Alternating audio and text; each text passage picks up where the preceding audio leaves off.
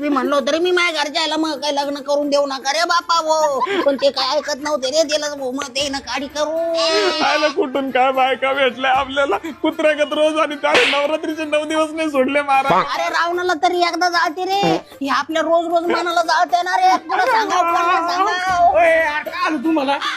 काय झालं तुला माहिती का? बायकोचं ताण करत होत.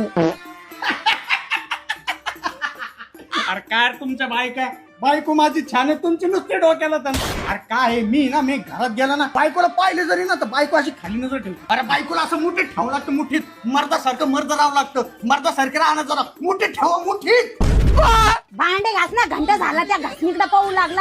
आणि काय म्हणणार तू त्या तुपे भाऊजीपाशी? तुपी बाई सांगत होती मला मुठीत ठेवतो म्हणे तुम्हाला, मुठीत. मुठीत नाही म्हणलं मी, कुठीत म्हणलं, कुठीत. अरे सूर्याला लागलेला ग्रहण आहेस तू. तर काळ कुत्र तरी पाहत काय रे? अरे काय तुझ्या सरकारी नोकरीमुळे ना बापानं तुझ्यापाशी दिलं, त्या मुठीत का तुझ्या मिठीत बी आली नसते मी.